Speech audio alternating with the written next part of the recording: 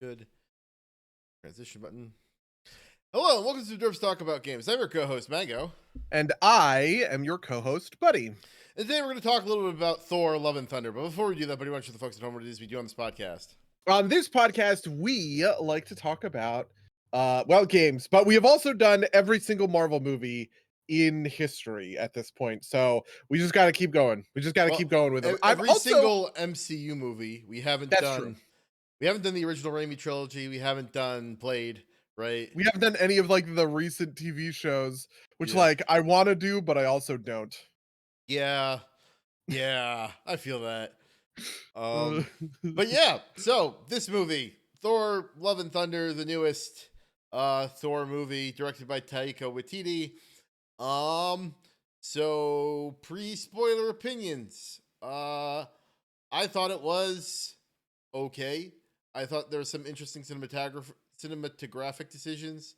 I thought the plot was a mess, and I've got some other specific complaints to get you after the spoiler warning. Buddy, how did you feel? I thought it was bad. Okay. I thought it was in the bad zone. I mean, so we have talked before in the Marvel movies, and I have sort of these three categories where it's like actually good, fine, and bad, right?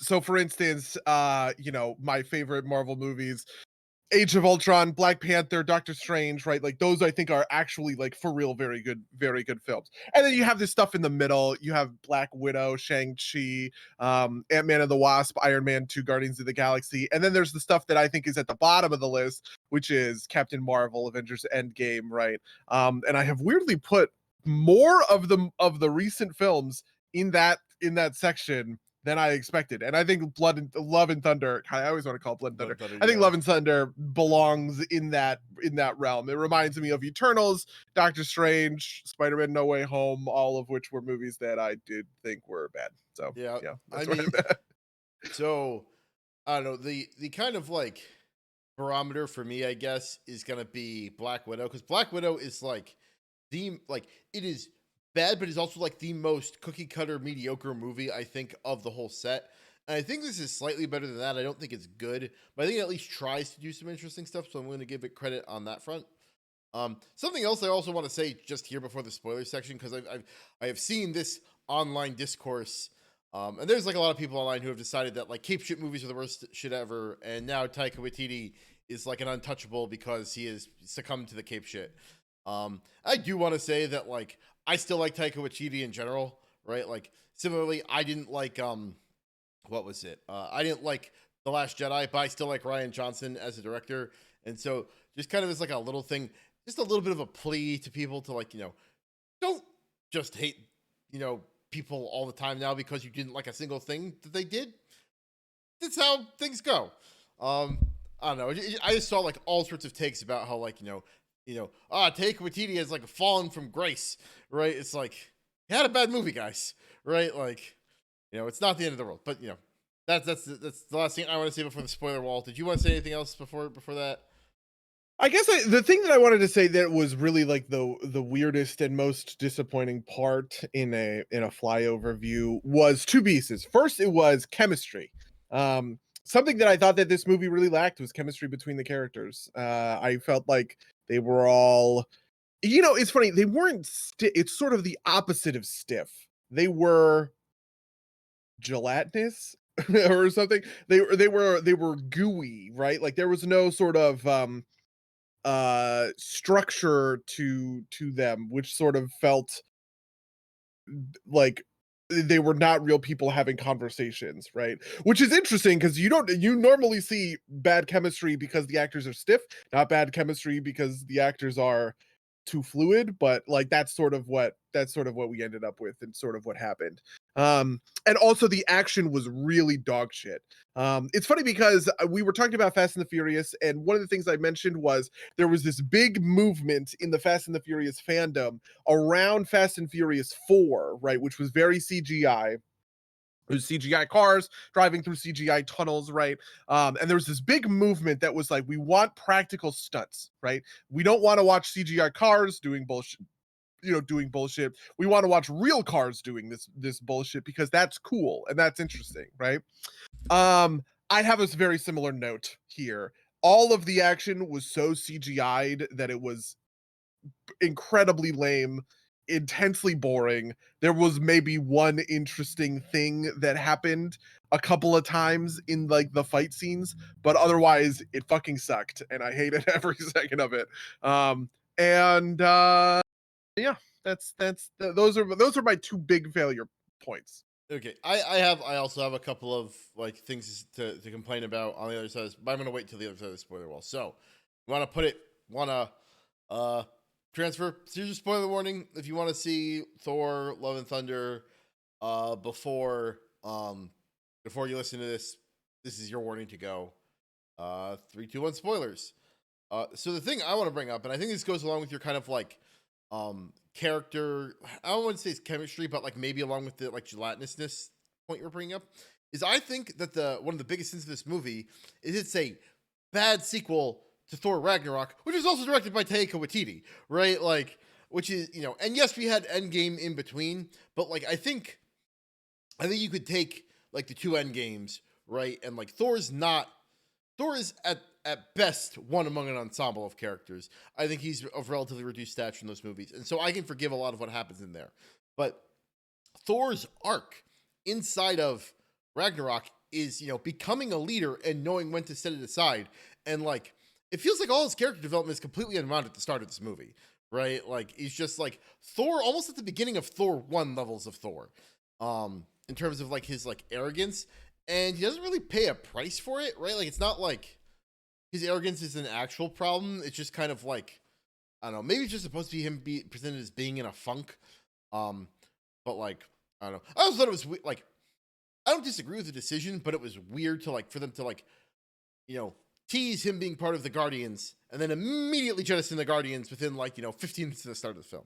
Yeah, my real hope is that Guardians 3 goes back and covers the period of Thor being a true blue member of that team because I think that's legitimate, right? Like I think that he is an interesting piece of that puzzle and makes for an interesting dynamic. And I actually liked all that stuff. That was before I fell off the movie, right? Like I was like, oh yes, right? Like Thor being kind of whatever and not taking his stuff with the Guardians like super seriously, and then he shows up to quote unquote save the day, but actually like ruins the like the temple, right? Like all of that worked for me. It was that was before we kind of got to any of the issues or the struggles or the problems with the movie. And uh I really hope that that doesn't fall away, right? That Guardians 3 does not pick up after, you know, Thor having left the team and instead, I don't know, just like tell some story while they are all together as a unit.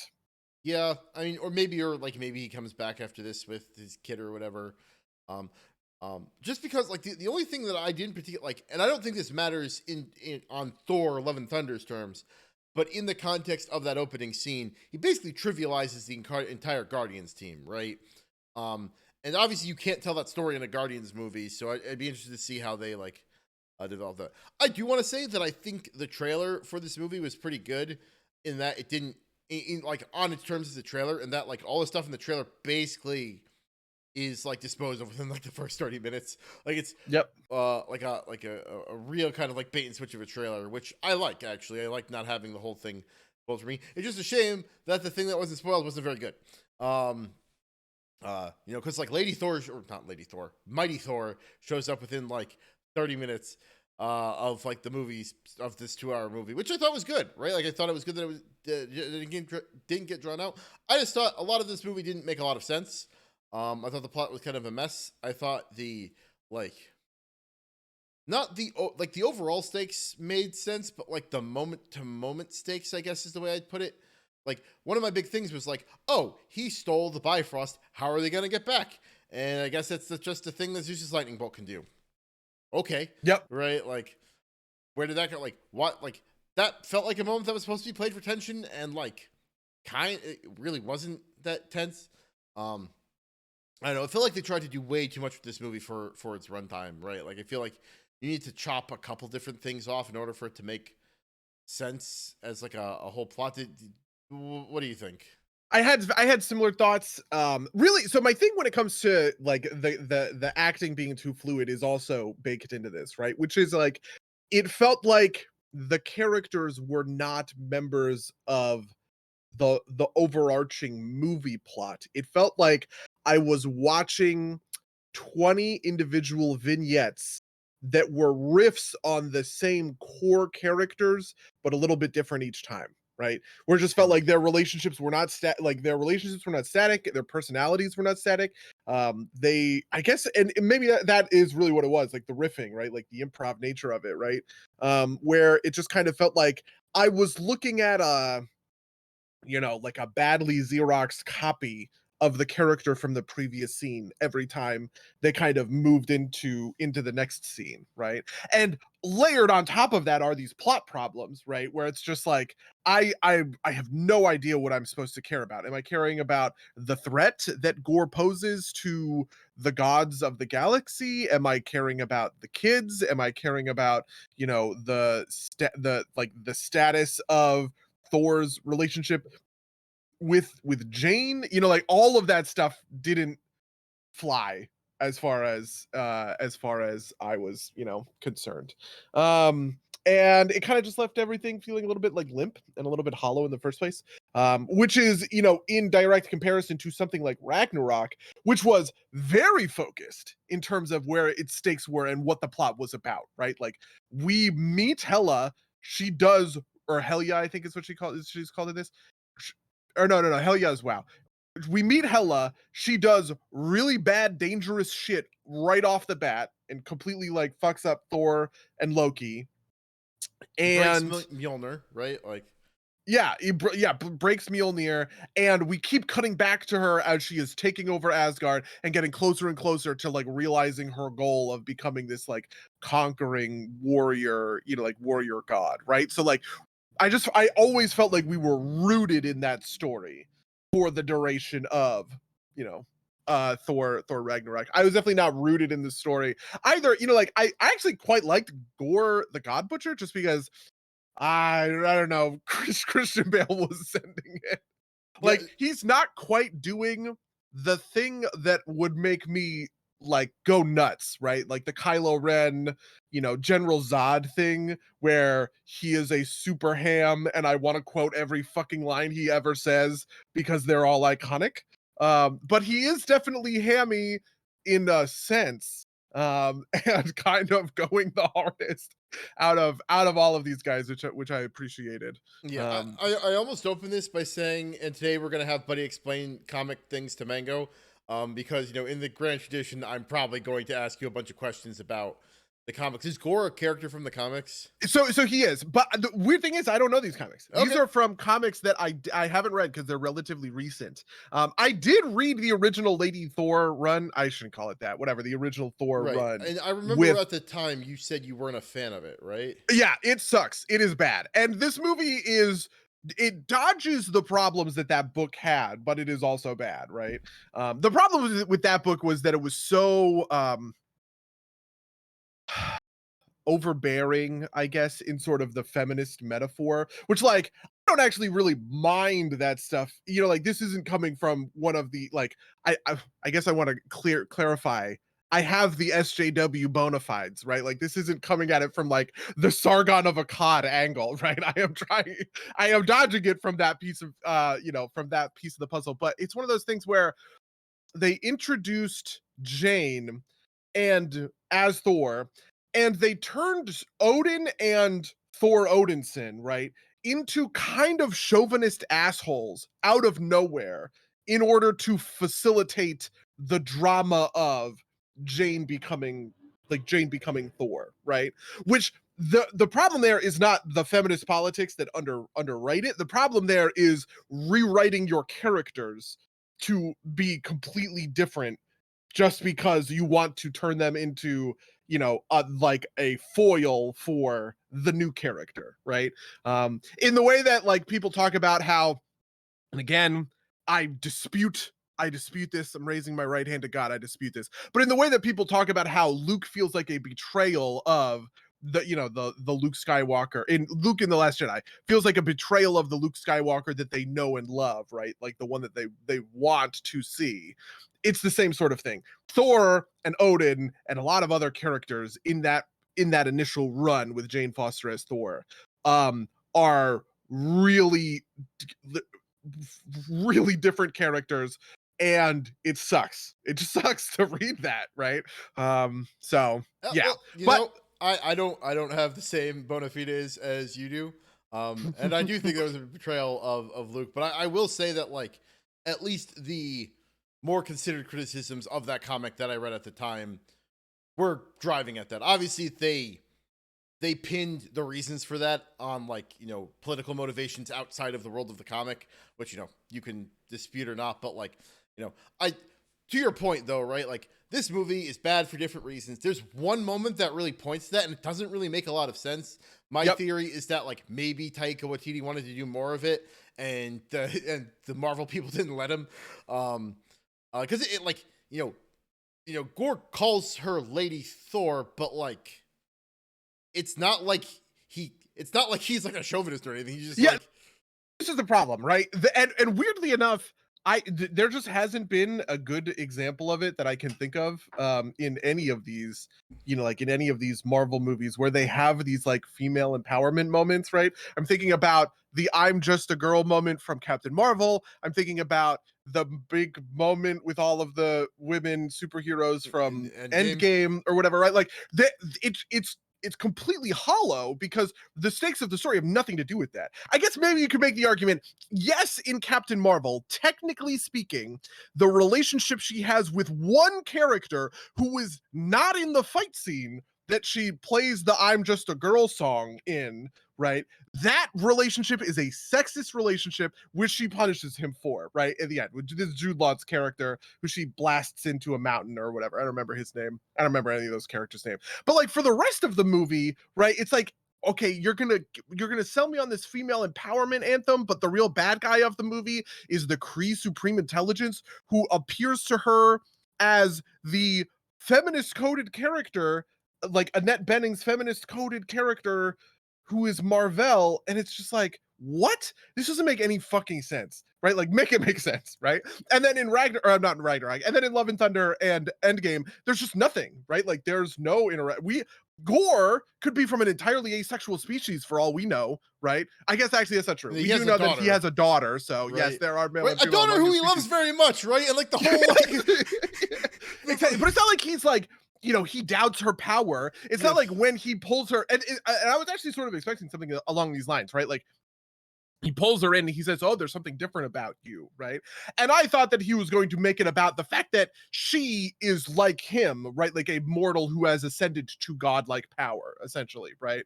Or something along those lines. And maybe you could make an argument.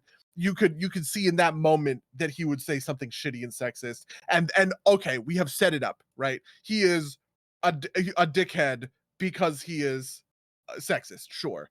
But in a world where that doesn't factor into it at all, the ladies Thor thing just seems like honestly, very like, ma'am, this is the Wendy's. I would say like in a different movie, right? Like in like like either like a 90s comedy or like some like say right like a Daily Wire version of this movie, right? Like that moment, or like in like a comedy parody, that moment is just played as parody, right? It's like it's like, oh, so I guess your lady Thor is like, I'm not a lady, right? Like it's like you play that as like a joke, right? Like like it's so nothing. It's mind boggling. I think part of it too is like you couldn't really do that to Gore because like obviously the kind of emotional climax of this movie is Gore repenting, right, and turning around, and you can't really do that if he's an irredeemable dickhead, right? He just has to be like a misguided evil person, right? Like he has to be redeemable, and like you can't be like a run-of-the-mill asshole and be redeemable generally, where it's a harder thing to set up, right? Yeah. Like, yep. I definitely agree. Yeah, but I think that's part of why this movie is so fucking confused, right? Like it wants to. I think Tyke, like, and I obviously can't read Taika Waititi's mind, but I feel like he wanted to do like a more goofy movie, kind of like what we do, what we see in the dark, what we do in the darkness, What we do in the shadows? yes, that one. Thank you. Yeah. What we do in the shadows, but like it needed kind of more emotional resonance. Like I thought like Jojo Rabbit was okay, and like I really loved Hunt for the Wilder People, which is like ideally I think what this movie would be aiming for.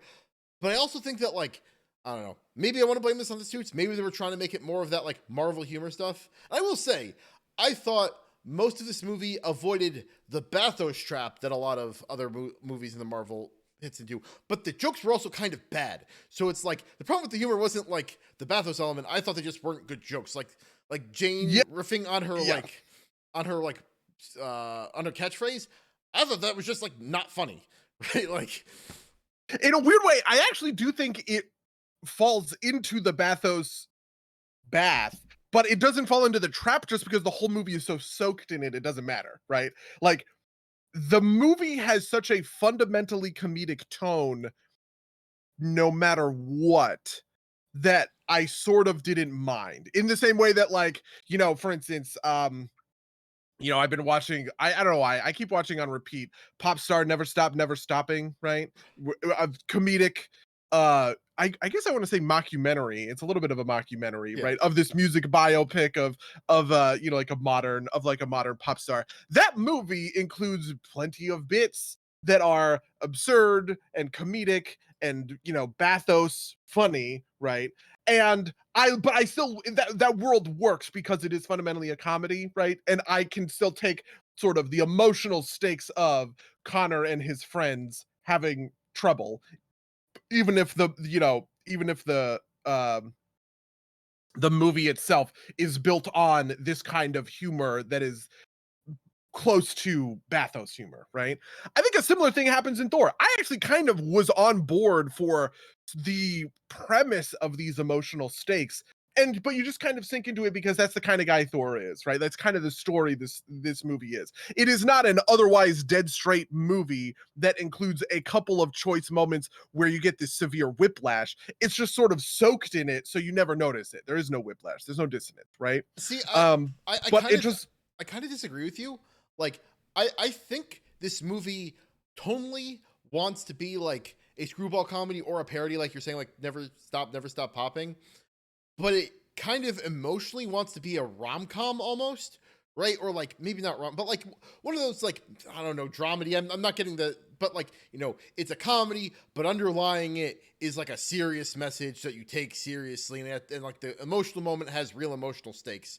Um, uh, but like in something like something but like in like a screwball or like a parody movie, right? Like those are all played as laughs because they are overwrought, right? Like it's mocking that, and it wants to do both at the same time, and I think that's part of the fundamental tension here, right? So interestingly, I don't think I would agree with that. Okay. I do agree with you that it wants to be a romantic comedy, right?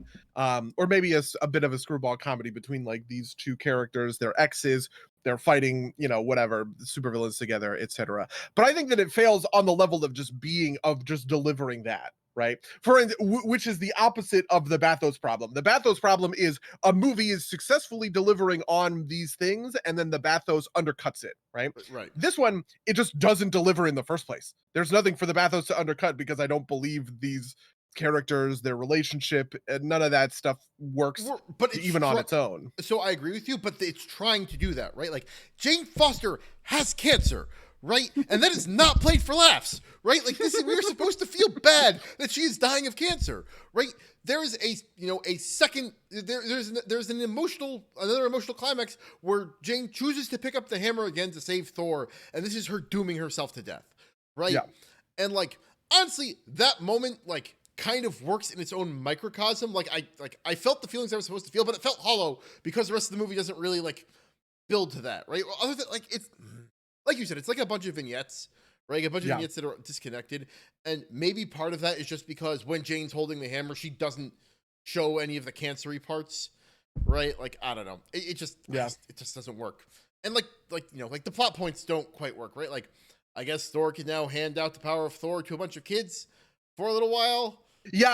So the kids part is another thing I want to talk about because I fucking hated it. I thought it was awful. And and I don't want to be that guy because like, so for instance, I've talked about Patrick Willems in the past on the show, right? He's a Derpy award winning YouTuber, Patrick H. Willems had an episode where he talked about The Last Jedi, and one for a bit in that he pulls out a big placard sign that has these are space wizard movies intended for children or something, right? Which ended up going viral in all of the worst ways, as taken as kind of the most bad faith kind of the most just in the most bad faith way by people who really hate The Last Jedi, right? Like they kind of prop him up and that moment up as a straw man, as, oh well, you say that the movies are for kids, therefore it doesn't have to make sense, right? Which is obviously not the point he was making at the time.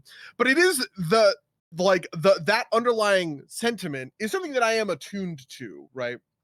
And I never want to shit on a movie that I feel like is simple or basic, but it's for kids, right? So, for instance, I watched a movie this weekend on Netflix called The Sea Beast.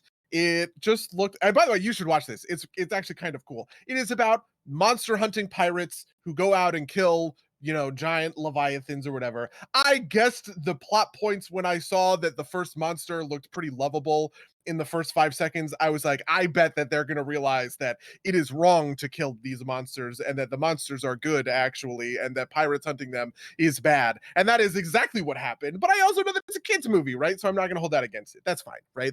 That's whatever. And there have been other superhero movies that have done this, right? Maybe the best example is Shazam, I was right? gonna say it felt like someone watched Shazam and thought, like someone in the MCU boardroom watched Shazam and thought, we can do that, right? Like, it's lightning. We got a lightning hero. We even got a lightning bolt. And the thing that made it work in Shazam is all of those characters, you get introduced to all of those kids. There's only 6 of them. They all have really outsized, easy to identify personalities, right? You meet them in the first 5 minutes of the movie. Not the first 5 minutes. You meet them in the first couple of minutes of the movie. They're sort of set up.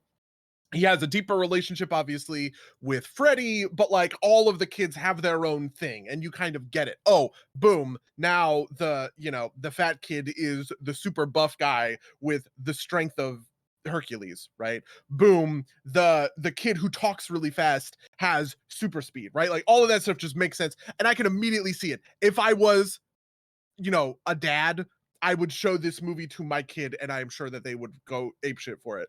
But it's like here, the only one of those kids that gets any characterization is Axel.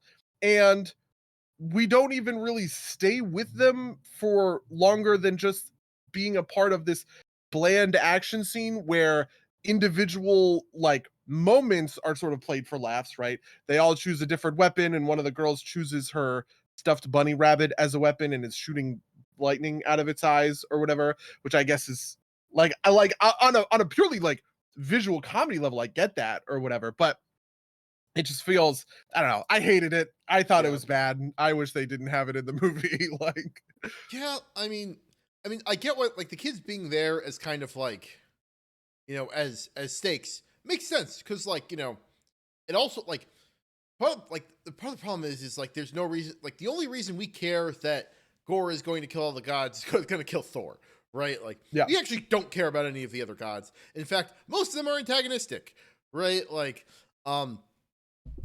so, but like, and so like, I guess it's a decent, like, it did solve the question I had, which is like, how is he going to get the kids out of there?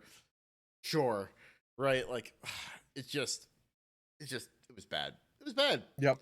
Um, There was introducing of plot points too, like which were just very rapid fire that I thought didn't work. This is something that I think is the hallmark of a lot of bad movies fall into this problem where they don't have sort of a singular defining goal. They kind of have this ever shifting like MacGuffin, right? Where first it's, oh, well, we're trying to find Gore. Now Gore has stolen the kids. Now we need to go get an army of the gods. Now we need Zeus's lightning bolt.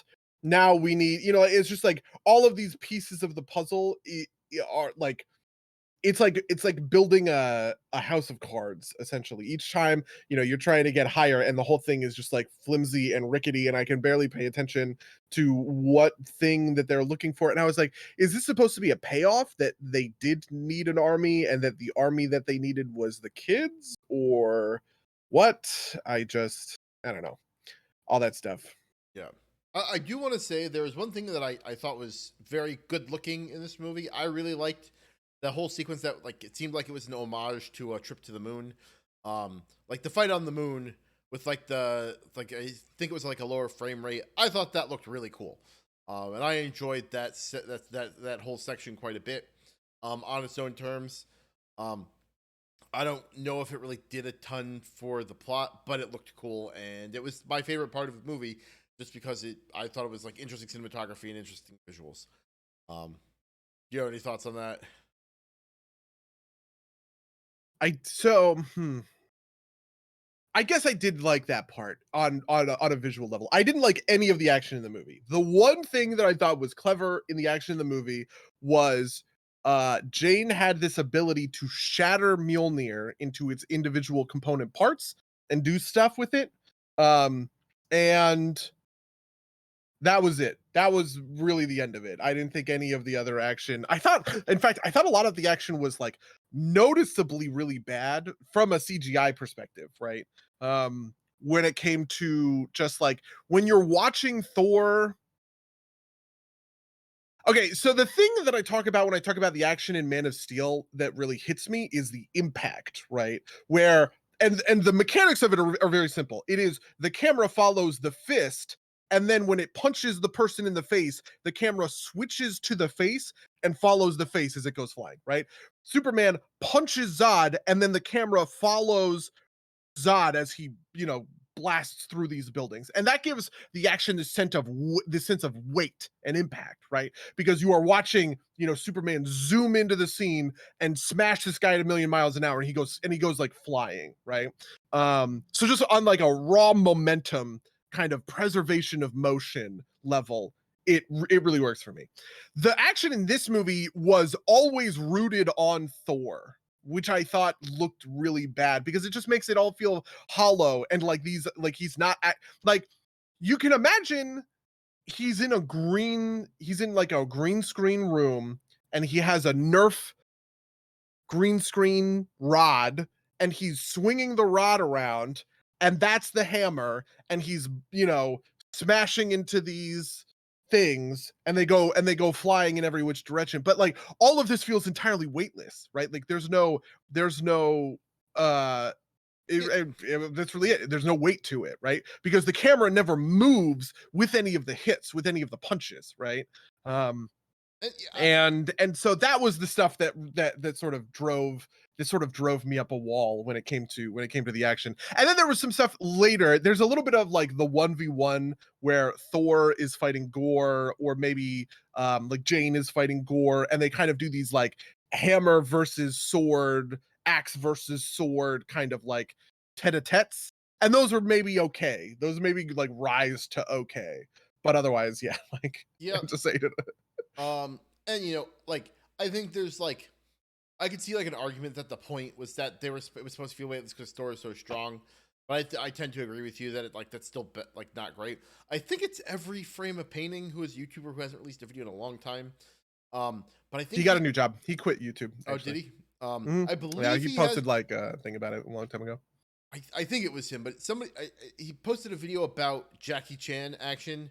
Um, and essentially, if I remember correctly, his kind of thesis was the action you're talking about is actually it's okay, but it's mostly covering for the fact that like these people don't know how to fight, Mhm. and that the Jackie Chan action, which is kind of like on impact, like you show the shot as it hits, and then you show the same moment again on the impact side, right? And that Yeah.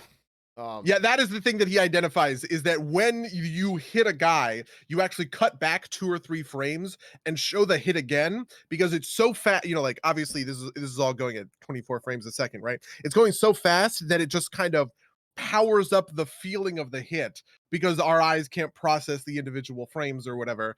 And that is exactly, yeah, that is exactly on it. I have also seen a lot of complaints about Marvel's Phase 4 use of CGI, and I think I agree with them. I don't like to be this kind of guy in general because, you know, I like I said, I think of humans as progressive. Obviously, Man of Steel is a movie that was shot predominantly against green screens with, you know, CGI Zod fighting CGI Superman or whatever, right? Like, I don't think that this is a fault of the tools of CGI, but I definitely do get the sense that a lot of the filmmaking in Marvel since Endgame has been lazy, in my opinion, when it comes to the use of green screens and using CGI to do this stuff, right?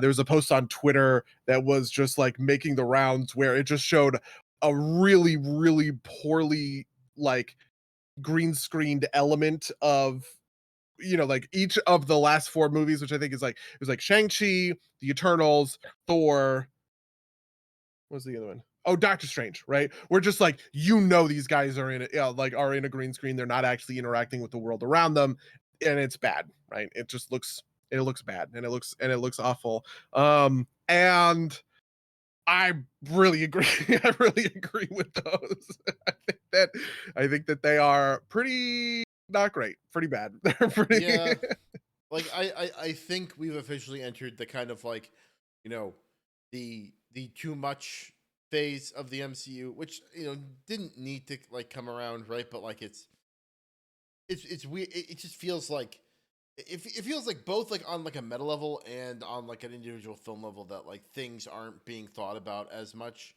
Right? Like Yeah, I don't know, at least in the previous like I don't know. Maybe this is it. Maybe like everything previous to this, like the early stages, they were all telling their own individual stories, so you didn't have to worry about the overarching plot so much. And like kind of like the mid stages, right? Like we're all leading up to Endgame, right? And like you know, like it or hate it, like at least like you could feel the plot driving towards that point at some level, at least in the meta storyline. Um, I don't think we're gonna. Or I think whenever we find out what like the end of this is gonna be, it's gonna kind of feel like I think it's gonna feel like you know, in you know, this is like a macro version of the sequel trilogy, right? Like no one knows where it's going, and so like there's not a lot of like, uh, not a lot of there, I yeah. guess. I Um, also think that it might be a little bit on the individual directors themselves. I actually quite liked the action in Black Widow, to be honest. fair, One of the, you know, weirdly enough, Black Widow is my highest rated of all of these on my individual Marvel notes. It is the top of my fine tier, right? And then Shang-Chi is right under it. And that actually makes sense because I also did like specifically that bus scene in Shang-Chi was really great. And worked like gangbusters.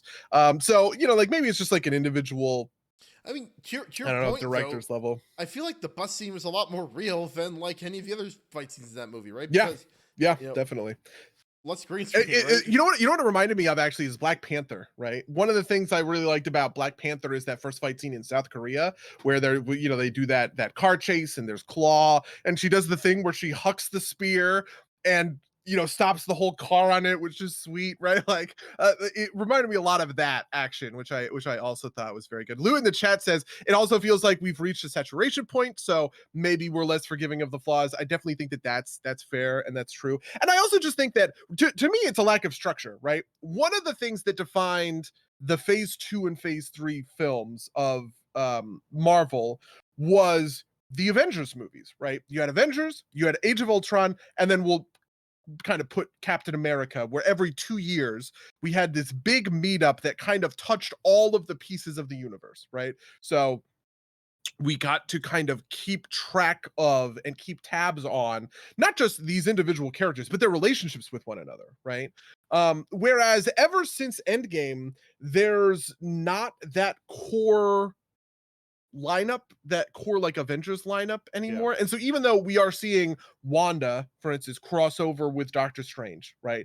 And their interactions, or you know, we're seeing man, is that really it?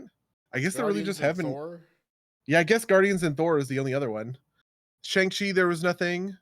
Black Widow, there was nothing because it was a time thing.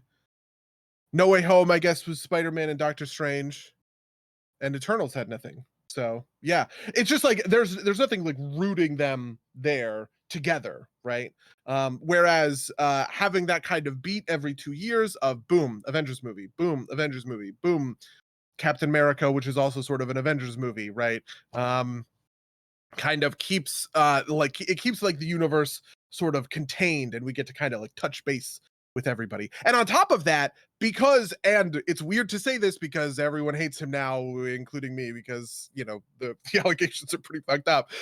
Joss Whedon really set this up for success with uh the first Avengers movie and the Age of Ultron Avengers movie, which were legitimately really good at portraying this group of people as both a like lovable group of misfit outcasts trying their best, but also a legitimate like group of friends, right? You know, like I think about it's just like every scene in Marvel is always going to be worse than the scene when they're all sitting around after they do the not Wachovia. What's the fucking Sokovia thing? And it's at the party and they're all trying to see who can lift up Thor's hammer, right? Like that scene is so good at communicating the idea that this is a group of friends who are friends with each other, right? And that makes you care about their relationship, right? Like that makes all of the work that happens in Civil War happens because of that sort of like baseline. But because all these movies are so like disconnected from one another, I'm not seeing any of these characters interact. I'm not feeling any of the sort of the tension that is getting built up and released in their relationships. That it all just sort of falls flat. Yeah. Um, Lou in the chat points out that we did have one other crossover, which is Morbius and the Vulture, I guess, in the Yeah, Spider-Man. yeah, that's true. And technically, Venom, I guess, is also in that universe now. So I cannot wait to see Morbius and Venom on the same screen. That will if be we the legit, do you think we're gonna get a Morbius too? um It's, no, only because they re-released Morbius because of the memes, only for it to tank again, right? well, no. Like, So okay, so this is the thing. This is the thing that's crazy to me. This is the thing that's interesting. Orion, no. Oh my God, can you guys hear this? Orion, stop it. Orion is biting the shit out of my mic. Um, the the thing about Morbius is it actually made money the first time. It made back double its budget in its opening really? run. Yeah, it was the number one that weekend or whatever. And like the memes are so bad. I talk about this, you know, in other places, right? Like I've talked about how like the memification of Mass Effect Andromeda sunk that game more than it deserved because like it just caught fire as this meme of a shitty, awful game or whatever, right? The same thing happened with Morbius. People just said it was so awful that they believed it bombed when it was actually kind of a huge success in a weird way.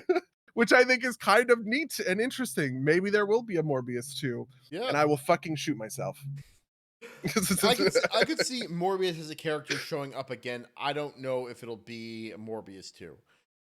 Although it would definitely be down. Like I know I sent it to you. There was like a doctor screenshot of like Morbius and Wong, which you know, which would be Oh great. God, the Um, next Marvel legend. but to your point though, right? In kind of uh the general sense, I think part of what made the build up to like the Avengers movies work is that before Avengers 1, these heroes are all separate and the only like and there's no reason to believe they would be connected because the stakes, while being important, were not like, you know, world level.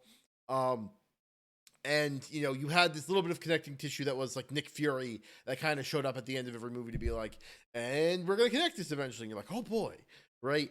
And now like one, there's like those moments aren't like there's no Nick Fury equivalent, right? Like there's kind of like teasers for the next stuff, which is fine at some level, but doesn't give you that sense of connectedness.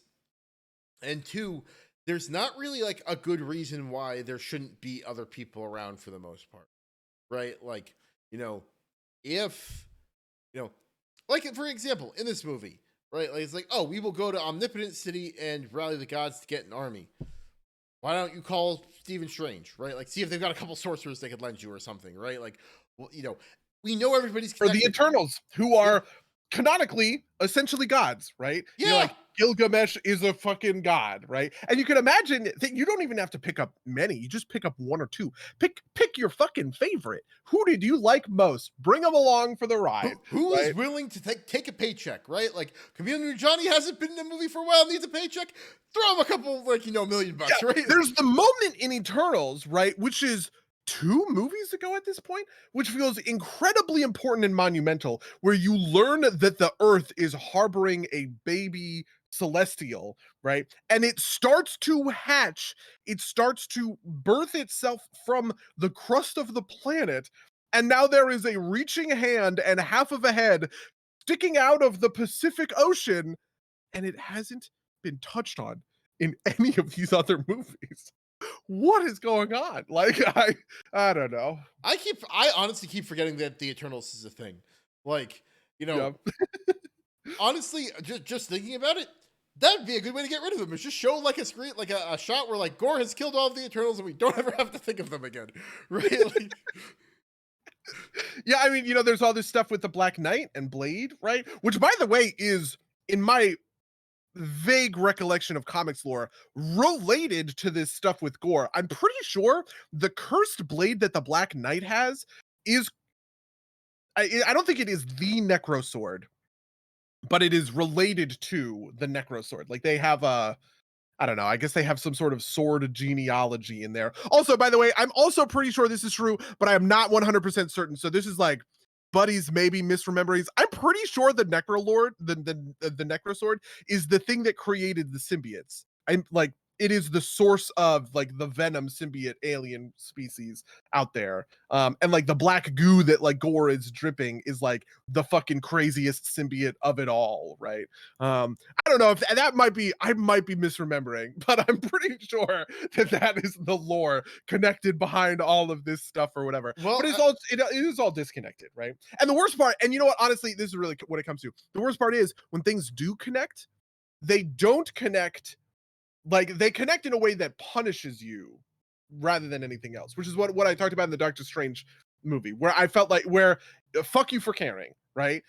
Oh, you thought that these two developing a friendship in the first movie, but he oversteps his boundaries a little bit, and he's clearly kind of playing at the edge of what the Sorcerer Supreme could or should be doing, and now he's going to come back and punish Stephen Strange for those transgressions. Yeah, that happens off screen. The one time you actually get a moment with it, it is with a completely different guy who's like a multiverse guy who doesn't have any interactions with this one at all explicitly because the whole movie is about whether or not Stephen Strange is a bad guy in all the multiverses or just this one. And it's just like that stuff.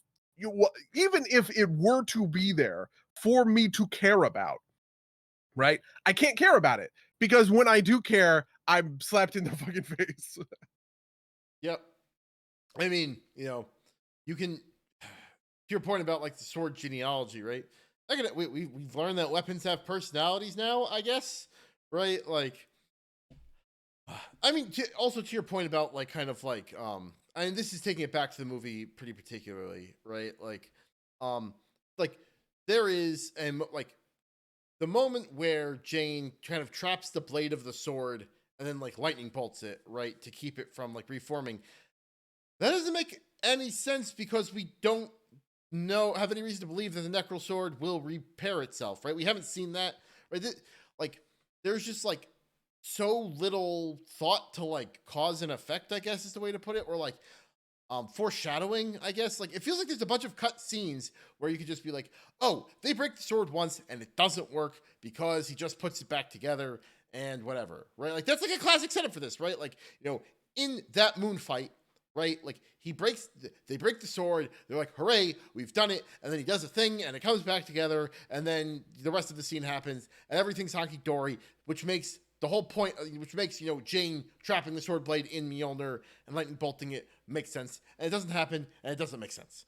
Right? Lou says in the chat, by the way, according to 2 minutes of Googling, the Necrosword is a symbiote, but it is not the source of them. It's just another example of the icky black alien shit. Okay, fair enough. Yeah, I agree with you when it comes to this stuff with the sword. I was actually kind of hoping for something along those sorts of lines. Like, one of the things that's neat about Thor is you get to do this stuff, right? Like, and this is another piece where the movie really kind of like failed me personally, which was it abandoned all pretense of being a fantasy adventure whatsoever, right?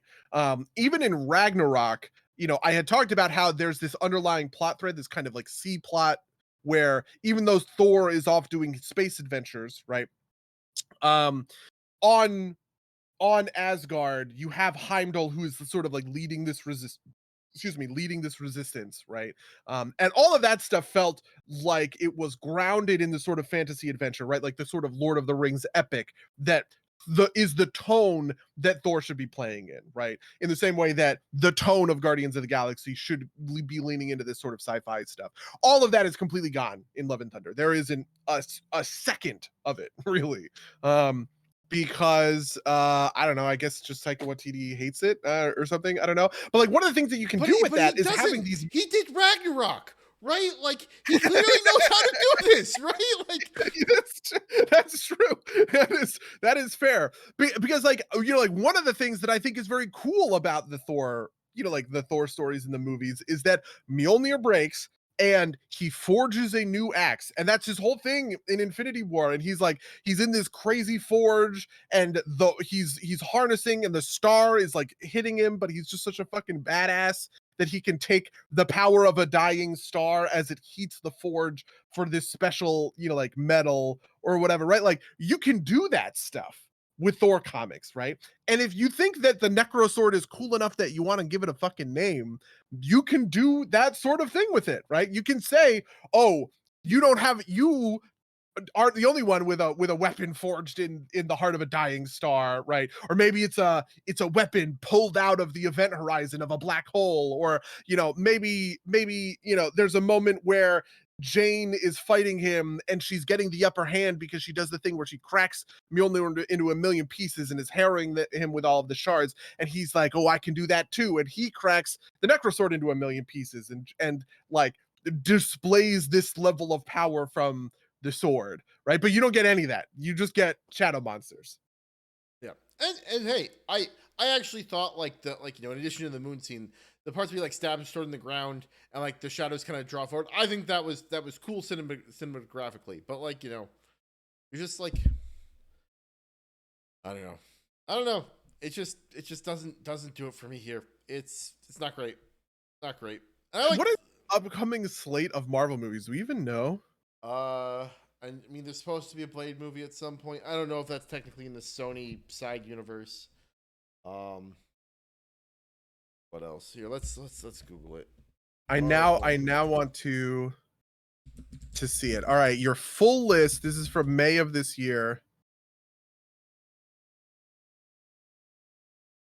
11th. We've got Wakanda Forever in November. Okay. We got Ant-Man and the Wasp: Quantumania in February. Guardians of the Galaxy Volume 3 in May. The Marvels in July of next year.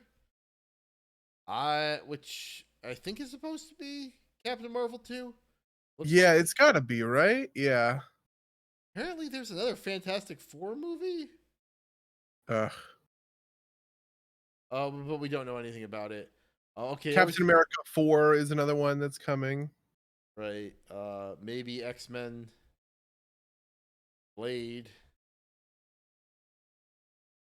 Deadpool. I think these might be like. I think we're getting into speculation at this point. Mm. Yeah. Yeah. Okay, well, we at least have some level of certainty, right? With Wakanda Forever. Man, that's going to be weird. Um uh the Guardians of the Galaxy and Quantumania. Oh, She-Hulk. Oh, She-Hulk's gonna be in a month. Yeah, there's a bunch of well, yeah, some of these are TV series, right? There's Yeah. Ms. Marvel, there's She-Hulk, those are TV series. Is I Am Groot a TV series? There's a Yes, Guardians of the Galaxy holiday special coming out. Oh yeah. boy, I don't know if that's Secret Invasion is a TV series. That one actually feels weirdly poignant because we have seen like a lot of stuff about Secret Invasion. But I don't actually know where that's going or how that's going to work. I Has there been a good Fantastic Four movie yet? They keep trying. There has not been a good I don't know. I actually sort of do like the original, like the mid 2000s Fantastic Four movie with Cloud Galactus is actually kind of sweet. Because mostly because it has a good Doctor Doom. Um, but that's it. That yeah. movie isn't even really good. It just sort of has a moment or a couple of moments that are sweet where Doctor Doom steals the Silver Surfer's power and uses it to like fuck up New York City. Yeah. I think we need a good villain, right? Like just to like who like I've been doing a lot of Eternal stuff. You think the big villain's gonna be like either Galactus, like I I guess? don't think I would love it if they did Doctor Doom. I actually, so I think they should do Doctor Doom as its own movie. If it were me, if I were Kevin Feige, I would cast Doctor Doom as a villain focused movie in the same way that I don't know what is We don't have I villain guess I want focused to say movies. Joker like Yeah, is oh yeah. close to that, or actually Birds of Prey is also pretty close to that. As and like Suicide Squad. Now that I think about it, like those are kind Right. of close to, But or the actually, hopefully, Black Adam. I was gonna say like the rest of them are that you mentioned are like they are nominally villains, but they're doing heroic stuff, right? Like Black Yeah, Adam. exactly. The thing that was interesting to me about the Black Adam trailer was we didn't see Shazam, right? And he clearly has like, and he's connected, right? He's got the like. Not only do we know he's connected, but he's got the iconography, right? Um, he's Yeah, I mean, the thing that I want, and I don't know that this will happen, but Black Adam versus Superman is a classic matchup. And so my real hope, my copium, my please God, make it happen is that Henry Cavill comes back as Superman. And even in just like a post-credit scene or something, right? Just like, oh, tease it. Please give me this. I want it so bad. But yeah, what's gonna happen is at the end of Black Adam, you're gonna get like another lunchroom, and it's gonna be headless Superman and headless Shazam. yeah, that's definitely true. Oh God, yes. I mean, I have no idea what's gonna happen when it comes to that was Black Adam and Shazam. what's like Doctor Fate or something like that. Hmm? What's the character's name? Is it Doctor Fate? Doctor Fate, yeah. Um, is he is he in the comics Zatanna's father canonically as well, or No, no, no. So the thing about the way Doctor Fate works in Young Justice is pretty true to form. There is Nabu, right, who is this ancient order like being of justice and or like of order and justice, right? And people who wear the helmet get that power, but he's sort of like not powerful without the helmet. And I think the original one is Kent Nelson or something. um and but eventually he dies. It gets passed on a bunch of times, right? Kent Nelson's like shitty nephew picks it up and like learns to be a good superhero, right? Like that kind of thing. The whole stuff with Zatanna doesn't really play out. Honestly, most of the time Zatara is dead, right? Zatanna's dad is a superhero who died in the backstory of like any of the individual comics. But the thing that makes this interesting is you see Hawkman, you see Adam Smasher, and you see Dr. Fate. And those are all members of the Justice Society, right? Which is like canonically the precursor to the Justice League, who are the first kind of generation of superheroes that all sort of like band together. And Black Adam is very intricately woven into Justice Society lore, so I'm just very interested to see how all of that plays out. But the thing that makes me the happiest about that trailer is that The Rock seems to be playing it dead straight, which he never fucking does anymore. And I miss it and I love it, right? When we were talking about Fast and the Furious, I was talking about how it launched his career, right? Fast Five, where he shows up as Luke Hobbs, the villain in that movie, launched his career, and he is just a stone cold badass who only speaks in one-liners, right? Like he doesn't give a fuck, and he is not fucking around, right? When it comes to that movie, and somewhere along the lines, he grew this, kind of winking, kind of charismatic he's basically personality. like a real life Marvel character, Yeah, right? like it feels like he knows he has the proportions of a cartoon character, and he is like, I know that this is a little bit silly, but buckle up, we'll have a good time together, that kind of a thing. So a movie where he is not doing that shtick at all and is just like, I am a complete badass from beginning to end. Love it. Give me every fucking second. Please, please, Black Adam, be good. Yeah, I mean, someone's like, I guess it's time for the DC movies to be good because the Marvel movies are being bad. Yeah, yeah, I hope so. I mean, what was the last DC movie that came out? Do you remember? Was it Shazam or like as like a? I guess nothing counts anymore Wonder because Woman? That the sucked. Snyder cut. Oh, the Snyder Cut, that rocked. Yeah, Yeah, maybe. yeah, but yeah, Uh, Wonder Woman 1984. I guess right. Like, who fucking knows? yeah, who fucking knows? I don't know. Oh, the Batman. God, what are we talking? I guess Well, it's but not that's not a DCEU. DC movie, right? Yeah. Like I don't know. Who knows when anything when it counts anymore, right? Because they kind of like a de-canon, like the Justice League happened, and like maybe nothing connects after that. And there's the real life stuff with Ezra Miller, where like who knows what what's happening Aquaman there. 2, right? Which also has the weird real life stuff with fucking I Yeah. hate celebrity drama so fucking much, Mango, right? Like Well, but Aquaman 2 seems fucking amazing because according to all accounts, it is a buddy cop movie where uh Arthur and Orm are teaming. Arthur breaks his own brother out of jail, essentially, and they team up and they go do a thing. And I'm just like, love it, ship it. Every second of that is great. Please, I want it so fucking bad. yeah. I mean, at least with Aquaman, like the Amber Heard's a secondary character, right? Yeah. Like you know, what are you gonna do about the Flash? Like you have to recast him, right? Like they're still gonna release this fucking movie, right? Like I don't know the answer. Oh well, god. I mean, the Suicide Squad actually was another one that came out, and that was very good. So yeah, but again, like yeah, I guess, but is it really like which of these movies count? Right? Like is like are they just like random like are they all random movies floating the void? I guess that's fine. I think Joker's getting a fucking sequel, right? Like what? Um mhm. uh Lou says Ezra Miller has lost his fucking mind. He has. My favorite version of this is like Ezra Miller is just like setting himself to be cast as Reverse Flash. Um, but who what the fuck, It right? reminds me of who's that guy that was in the first Deadpool movie and also lost his fucking mind? Um, he was in a bunch of things. He's like the epitome of like frat bro with like long blonde hair, and he had this like Seth Rogen kind of voice. Fuck, what's that guy's name? TJ Miller, I think is his Oh name. yes, he was Yeah, also in where Silicon Valley. He's he got was long hair, on and curly hair yeah. He was on a train in New and he Jersey. got he was on a train and he got drunk and he told everyone there was a bomb on the train and he got arrested for it.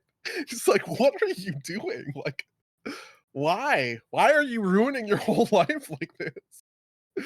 Uh Yeah, well, DC has given up on the EU concept, it seems. They're not trying to mimic Marvel anymore. But now Marvel's doing a bunch of shit that isn't connected, so they're mirroring one another anyway. Yeah, that's true. Yeah, I guess the last thing to talk about, did you say for the post-credits thing with with with Hercules or yeah, with with Hercules. Valhalla. Hercules is also a new character. It's like also a famous Marvel character. And they have cast a guy. Have you watched Ted Lasso? I have not. Okay, they cast a guy from Ted Lasso, which, to be fair, I think kind of sucks and is bad casting because the thing that is,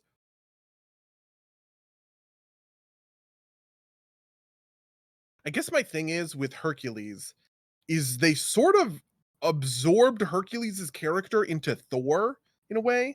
Hercules' thing in the Marvel comics is that he's like big and boisterous and like playful and fun, and he doesn't take anything too seriously because he's fucking invincible and super strong. And so, like, he's just kind of having a good time, right? And that's sort of who Thor is by these movies at this point, right? Like he is like he's confident and I don't know. I don't know. That's sort of like what the like Thor's personality is. So what are you gonna do with fucking Hercules? You could do this. Unless you So this is not the first time. Like they also kind of did that with Drax, and also kind of did that with Gamora. So like you just do it again. and they um, also sort of did it with Doctor Strange, right? Who seems to be defined by this thing where, he just doesn't follow the rules and he breaks the rules all the time. even though the Doctor Strange of the comics is explicitly not that character, which is why it is such a good moment when he does break the rules trying to stop the Hulk and loses being Sorcerer Supreme, because he is fundamentally responsible about the use of magic and how and what his duties are as Sorcerer Supreme. Whatever, it's fine. I'm sure it'll be fine. I think, to be honest, if they do play Hercules a little bit like kind of like darker and more serious, I kind of think that that would rock. There is another character in Marvel Comics named Ares, right? Who is, the other son of Zeus, who is No relation the god to of war. no relation to the DC Ares, I assume. Yeah, no, Other really. than Well, so funnily enough, DC Ares and this Ares are very different. Okay, so to put this into perspective, Ares, I Ares heard has a son whose name I don't remember. His name's like Aphelios or something, and he's like a single dad trying his to make name is it. Kratos, and he's a single dad fighting his way through Yeah. the Norse pantheon.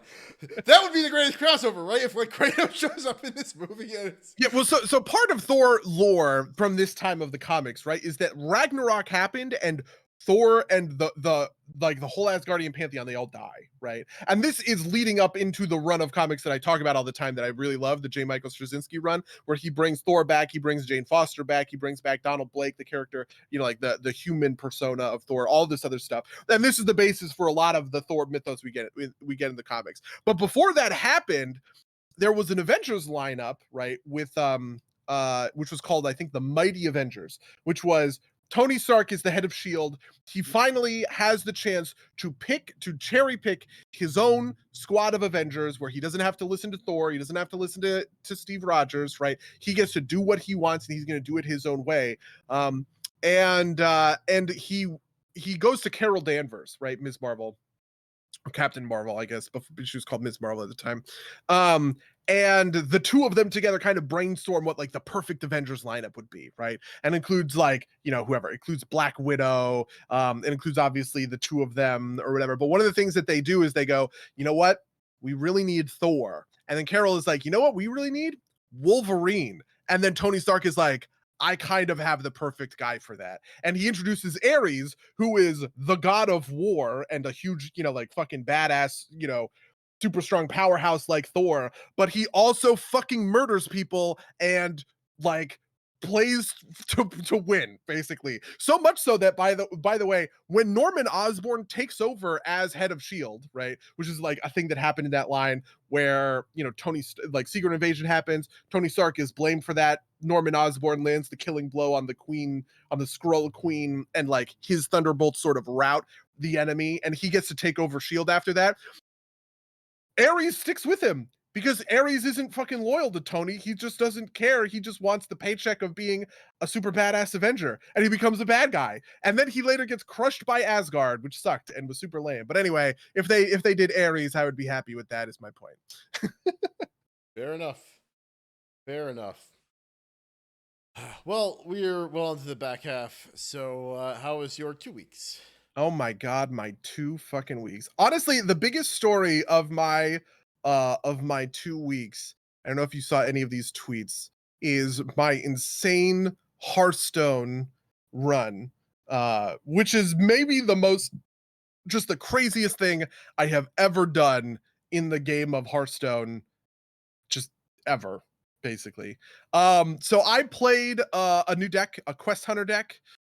This is called it's called Questline Hunter because so Hearthstone has these quests, and quests are they're a mechanic where the turn one you sort of play them and then you do certain things. It gets And put into your hand on turn one, right?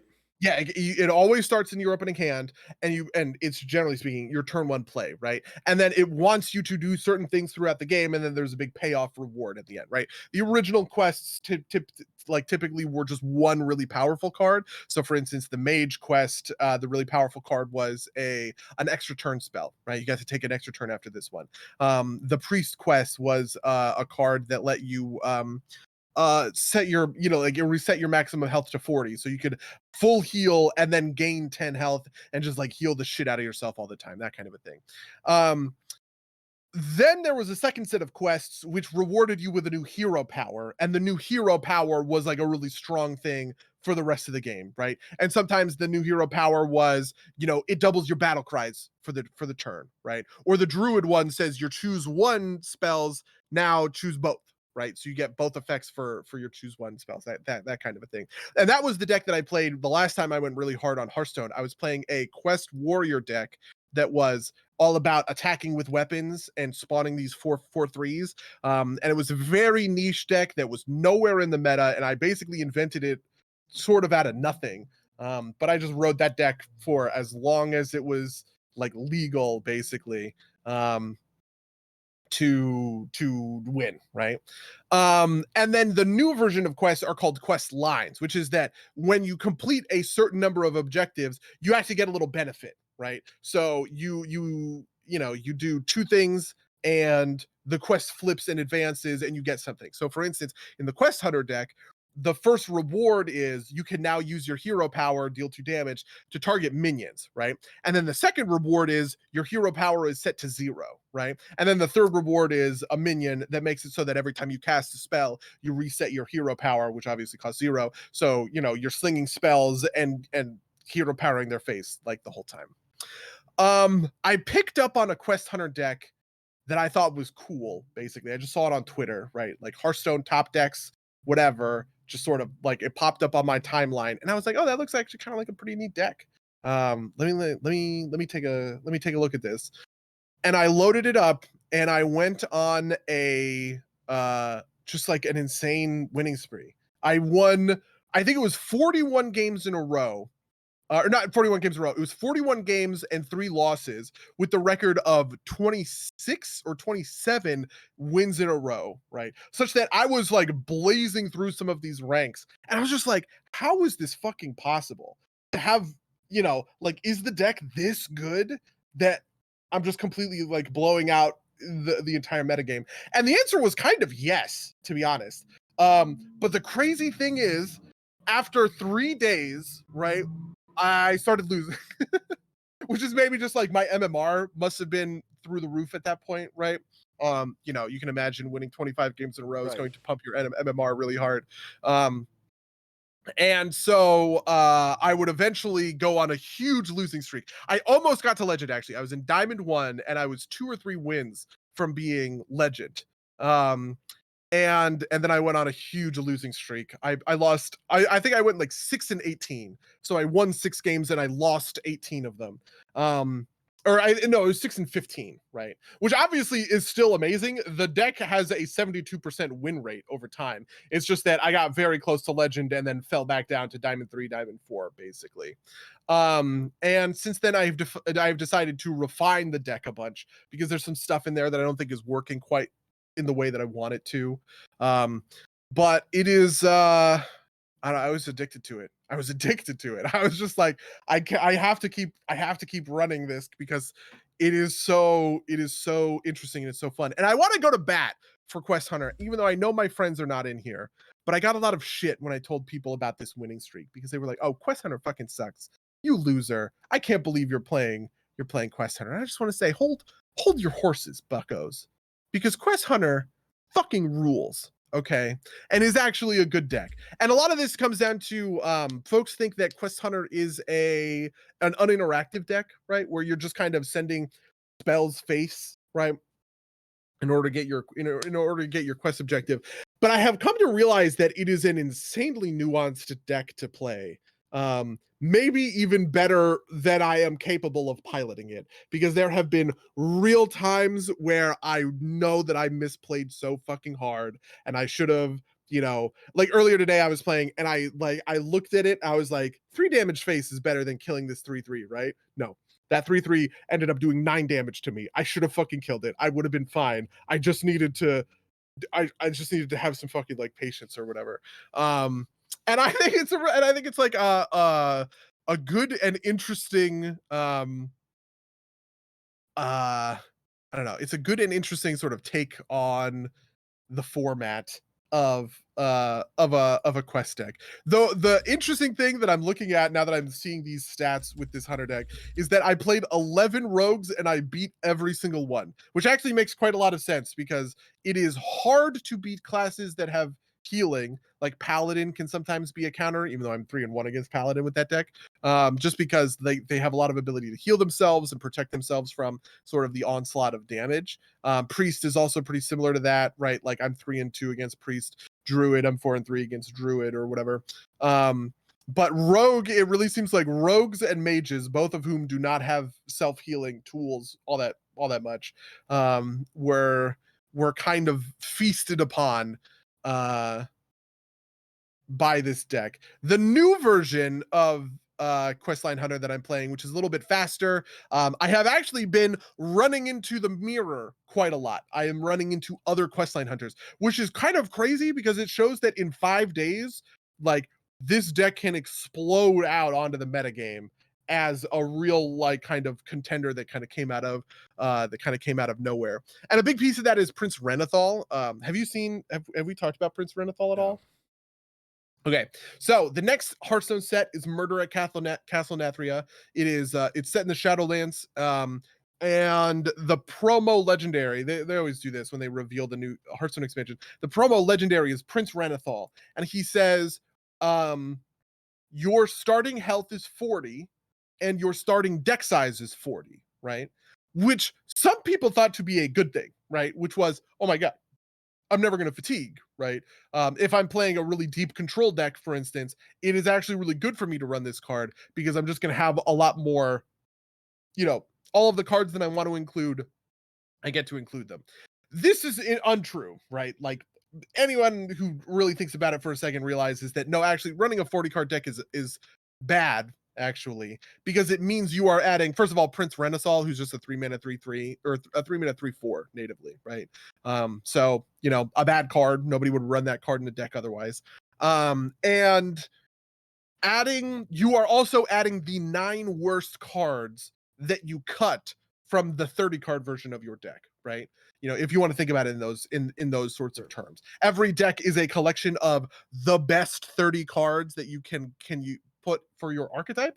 And Prince Renathal asks you to add 9 worse cards than those cards, right? And on top of that, it also asks you to lose the consistency that would otherwise come with running those cards. Sure. So you are drawing into your answers less often, right? You are drawing into the best card in your deck less often. You are drawing into combos, right? 2 card synergies that you want to have in your hand less often. But the big upside is starting with 40 health is kind of huge, right? Because so many decks are really built around doing that specifically 30 damage, right? I have a deck and it does 30 damage to the opponent, and that's the whole thing it works around. And having an extra 10 health buffer is kind of insane for that. And for a deck like Quest Hunter only wants you to deal damage with spells, right? The thing that you do to advance the quest is you deal damage with spells. It sort of doesn't matter what spells you're dealing the damage with. As long as you are dealing the damage, you're fine, basically. And so it has found itself to be a very unique deck which is activated by Renathal because you don't really care all that much about the consistency. The deck has a pretty low curve anyway. It's not like you're going to fuck up your curve all that much. And all you need to do is hit their face with some spells every once in a while, right? In order to like get there across the line. There's obviously good draws and bad draws. In particular, the hero card Beast Stalker Tavish is insanely good. Because what you can do is if you play the hero quickly enough, the part of the quest that makes your hero power 0 will trigger for that. And for the rest of the game, you are summoning animal companions for free, which is insanely good and kind of one of the ways that this deck really pops off. Also, Beastalker Tavish himself puts really powerful secrets into play. Like one of the secrets right now says whenever a minion of yours is destroyed, you resurrect a version of it that is dormant until the beginning of your next turn. So it basically says that your minion can't be interacted with, but if it's something like Brand Bronzebeard that doubles hero powers, or the more powerful version of this is Raj Nazjan. He's a fucking Naga, so he has a weird ass name. And his thing says after you cast a spell, deal damage equal to its cost to the enemy hero. Well, you can imagine landing a Raz and then having 2 Razes spawn on your next turn so that you can sling 10 mana worth of spells at their face is fucking insane. Like that's like a game-winning play.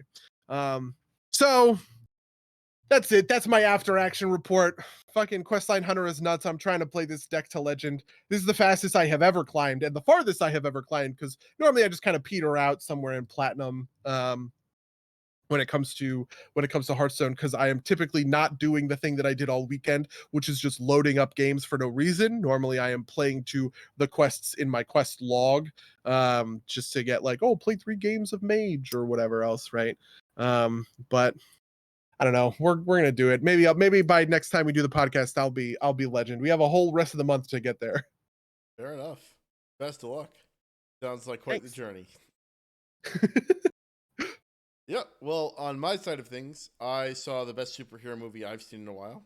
It is known as Rise, Roar, Revolt, RRR, the wildest movie I have seen in a long freaking time. I just by chance I was with a group of friends and we were trying to actually watch. We were gonna watch The Raid, but apparently the Netflix version is dubbed, and so we were like, screw this, or maybe it's the Prime version. It was on some service and it was dubbed, Okay. and so it's like we're just gonna watch this, and he puts on RRR, which he had already seen, and it was fucking incredible. And like I kind of want to sit down with stuff like I fortunately was watching with a friend who is who could explain some of the cultural things to me.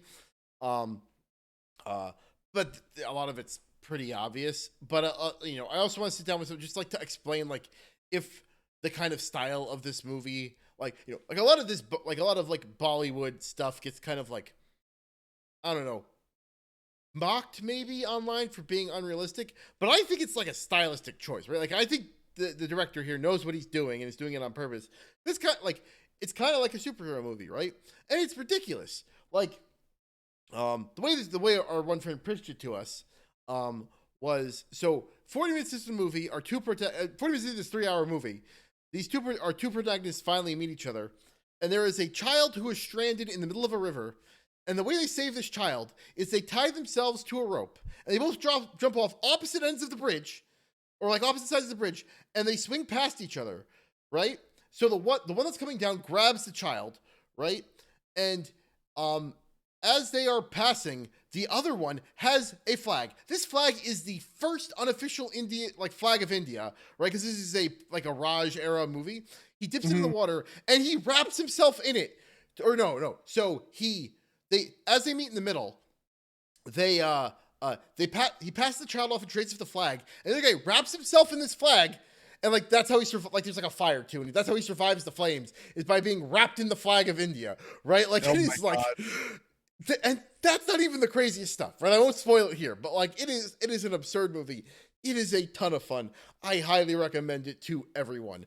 There is like a dance scene that is so incredible in terms of like what is happening, like that I don't want to spoil it at all, just because like it just keeps getting better. It's like it is so wild. It is so wild. I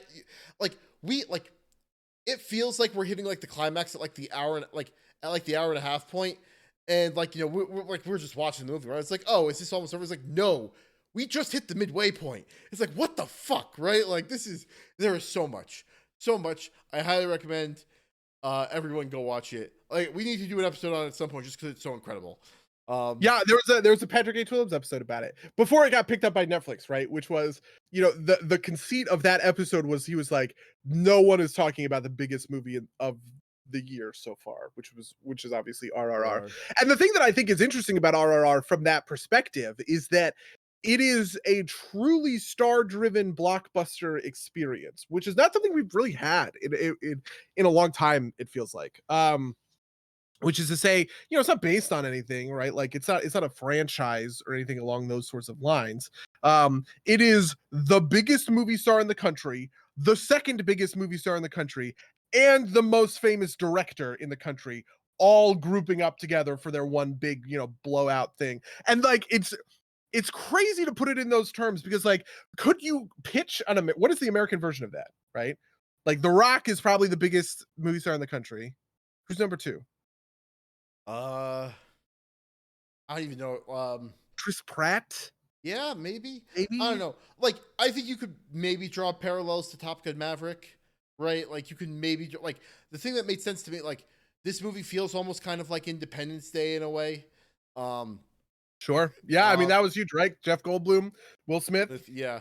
Um, and just in terms of kind of like also like part of it too is like what like so one of our other friends who was watching it with us comes away from it is like, is this like an ultra nationalist movie? Like he's like he's Chinese, and he was like, this reminds me of like some like CCP like propaganda films I've seen. Yeah, my understanding is that it actually is kind of fucked up, and it is so it someone I saw another thing. I can't verify this, by the way, but it is just what I saw, which is like it's kind of like if the like the Republican Party, the alt right or whatever, made an incredibly like bombastic movie about the founding fathers, right? Like a very nationalistic movie about the Revolutionary War, would be a similar sort of thing.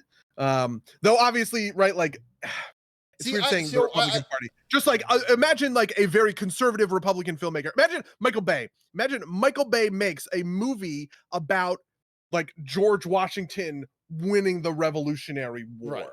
that seems Right. about right, because like it's also it is not, as far as I can tell, and again, this is one of the people I was watching with was Indian, so it's like it's not necessarily like the more pernicious parts of that, like a a one of the groups that helps one of our main heroes is a group of Muslims, right? Like they shelter him and they help him. So it's not like this is like the current kind of like ultra nationalist Hindi movement, like this, India's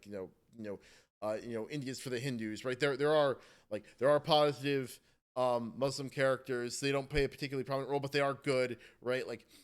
And like the English are kind of cartoonishly evil, but there is a good English character, right?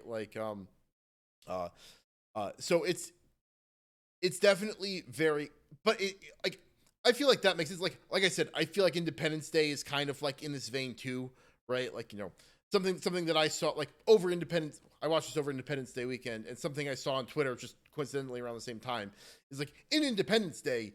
There's a scene where the British get a message, um, that's like the Americans are organizing resistance, right? And it's like, and they say it's about damn time, right? Like, but the understanding there, right? Like the subtext there is that they were waiting for the Americans to do it because they're the people that are going to do it, right? The Americans are the indispensable power, right? This is like American hegemony, right? And that's like embodied in the movie, even though it's not kind of explicit. It's a little bit more explicit here, right? Like this is clear, like this is I mean, the weird thing about Independence Day is it is made by a German filmmaker, right? Roland Emmerich is nationalistically German who came to Hollywood, right? So it has a little bit of a different connotation than a Hindi, an Indian filmmaker making an Indian movie sure. about, I mean, Indian history, but yeah.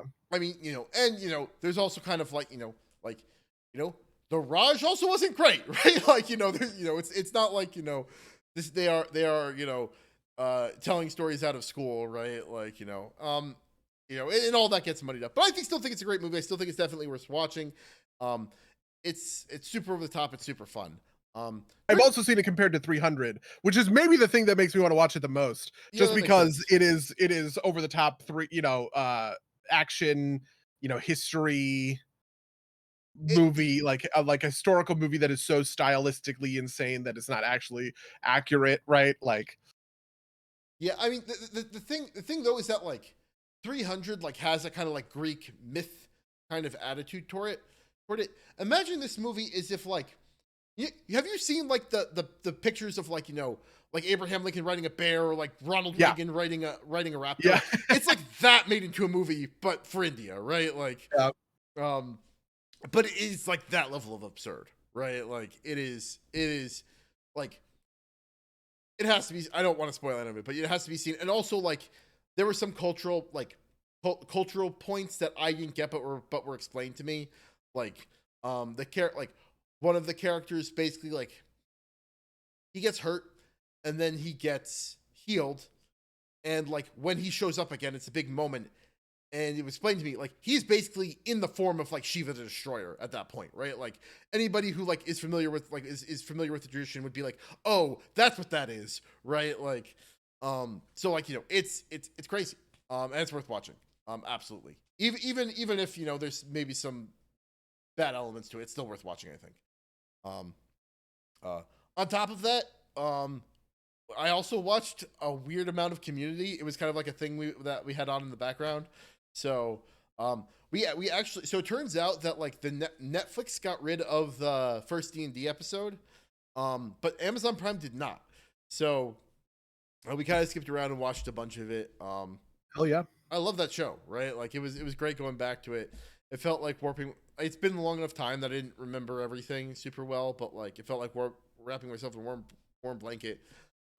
Interesting kind of observations, like how flanderized Britta got, right? Like she went from being like okay to being kind of like very airheaded. I don't know. Whereas everybody else kind of moderated, except for maybe Pierce, who obviously ends up dying at some point. Yeah, we should do a Community episode. We should of the podcast. Have we ever done a Venture Brothers episode? No way, right? I've never watched the Venture Brothers, so okay. Man, that's one. I know. Oh, God, oh, holy shit. I just like I saw a frame of like somebody used a Venture Brothers frame to express something on Twitter. It was like disapproval, right? Like, it was, and I was just like, Venture Brothers, I need it. I need it in my life. Yeah, I mean, mostly the thing I was watching was Popstar Never Stop, Never Stopping. I have watched that 9 or 10 times. I don't know why. The thing is I was like, should I like buy this on Amazon Prime? And I was like, yeah, this is a movie that I love. I think it's hilarious. And I just kept putting it back on in the same way that I was, because it is sort of a musical, right? In the same way that I was watching Inside not all that long ago. I was watching Popstar Never Stop, Never Stopping. I just love that. I don't know.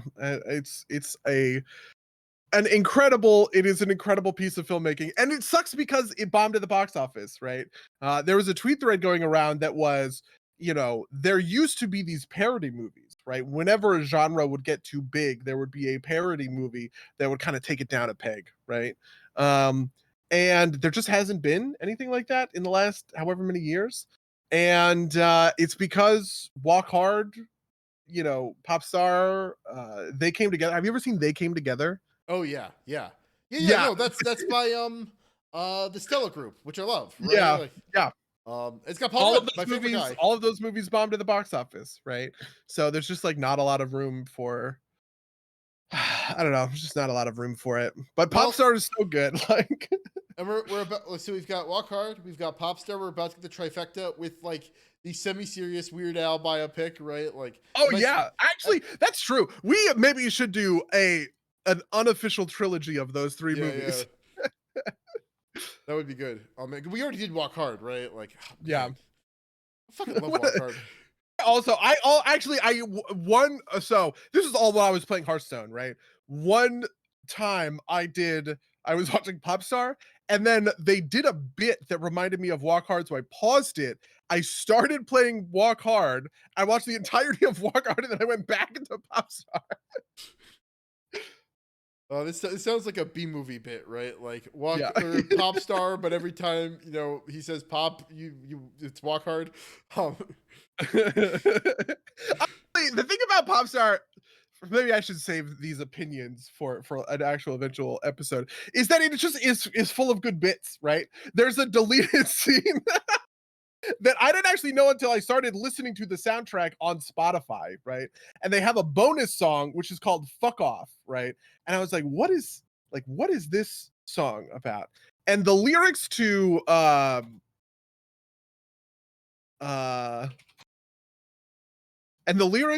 Fuck Off is it's like a like a kids song. So the lyrics are, "Hey, this one is dedicated to all the little kids out there whose parents are always riding them, telling them to do your homework, never letting you eat dessert, making you go to bed before you're ready. Well, listen, the next time they're acting bogus, I want you to try this out. Stand up on your tippy toes, look them dead in the eye, and say, 'Mom and Dad, you can both fuck off. I don't want your life. I don't owe you shit. I hate your rules. Fuck off. You can suck my dick, motherfucking shithead bitch. You can fuck off. I'm gonna live forever.'" It's just like that's a deleted scene. It wasn't even good enough for the final cut of the movie. Oh, but it's so funny. Oh God, it's so full of it's just a nonstop roller coaster of bits, but it also has this like heart to it that I find very authentic. Mostly because like, the Lonely Island are I don't know them or like pay that much to, like I don't know their life story or whatever. All I know is that Hot Rod is really funny and they eventually got like hired on SNL. Because they made like a web series that was a parody of the OC called The Boo, and that was the thing that made them like blow up in the first place, and they started like all this other stuff like making music or whatever. But it's just a very wholesome story about like these three guys and they're all buds. Yeah, Anyway, I do want to say that like, um, so I'm looking at the Wikipedia page right now, and there's a section called "Further Work: Dick in a Box and Hot Rod." Like, yeah, we've also done Hot Rod actually. yeah, yeah. This is a weirdly good spiritual successor to Hot Rod, just as Uh, as this grouping of guys. have you seen Palm Springs? Because I have not. Yes. Yes, I have. Palm Springs is very good. Palm Springs is yeah, it's for I just watched it with Rachel actually because I was showing one of the nights that I was no lifing this Hearthstone deck. I was showing Rachel the current season of Patrick H. Williams's YouTube content, right? Because it's framed in the narrative device, and I wanted to rewatch the narrative device so that when I got up to the feature film that he put out that is all narrative capping off the season, I had seen everything. And he does an episode on time loop movies, right? And specifically about how time loop movies take on new meaning during the pandemic because like everyone was inside. This is in Right. 2020, right? Like everyone's locked inside, right? And when you're not going out and doing things, like psychologically speaking, your life becomes so patterned that it like fucks with your mental health or whatever. And he was just talking about how Palm Springs was kind of like the perfect movie for that moment because it represented that like repeating the same day over and over again thing. Yeah. Well, I need to watch that eventually.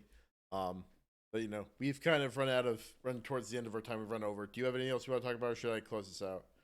I have nothing else that I am looking to talk about. All right. Well, then, if you would like to tell us what you thought about any of the things we talked about in this movie, you can reach us at somedirtsplaygames@gmail.com or podcast at somedirtsplaygames.com. You can follow us at twitch.tv/somedirtsplaygames, where these go out live most Mondays, I guess is what I'll say. We should be recording next week as well. Yep. You can find us on SoundCloud. We put the videos out on YouTube. Like I put out the one from 2 weeks ago today because I just remembered.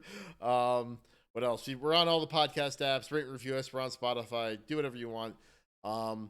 Yeah. But that's everything I have. But do you have anything you're looking to promote? I guess besides Popstar Never Stop Never Stopping, no. I saw you tweeted an article about your company's dice game. That's true. Yeah, Estrella. So Estrella was just at the Brazilian Games Festival, the big which I was a judge for them one year. They were like, "Hey, we know you guys published this, Brazilian game called Relic Hunters." They were like, "We know you published this Brazilian game. Do you want to like be a jury?" And I was like, "Fucking sure, yeah." So I was on the jury for like all of the awards for the games, which I couldn't do this year because we obviously had Estrella in attendance. But yeah, Estrella got a big write up in PC Gamer because it is. Have you ever seen Estrella? Have we ever talked about it? You've mentioned it a couple of times before. I'm interested in it. I'm super interested in it because it's like Yeah. essentially, say, is this is the poker one, right? Like, No, so there's two. There's Oh, Zoetti is the poker one, and then okay. this one, Estrella is dice, right? So it is Slay the Spire, but you are picking up dice for your deck instead of cards. Um, and there's other mechanics that are kind of like underneath it, but man, the first second I started playing Estrella, I was like immediately hooked. I was like, this is my shit. And so uh Yeah. Is Grime also by a Brazilian developer? Grime is by an Israeli developer. Oh, It's okay. Clover Okay. Byte in Israel, yeah. Okay. So yeah. So check out when did the Stray come out? Do we know? Is it announced? We do not have a release date for Australia yet, but you know, it's soon. It's on the docket. Okay. Yeah, no, I mean, I have not played a Octopower game that I disliked. Um so yeah. Uh Famously, all of our games are positive on Steam. Are very positive, mostly positive, except for I think Spinch, which I think is at mixed right now because it's at 69%, and that's like the cutoff 6970 or something. why is Spinch is it because like the technical problems? It is very hard. I think is a Oh, big okay. one. Yeah, but like hard platformers are not like an unusual thing, right? Like whatever. I'm not gonna worry too much Yeah, about fair. Anyway, it. um, so I should just not too much. I think that's enough. Until next time, dear listeners. Until next time, loyal listeners.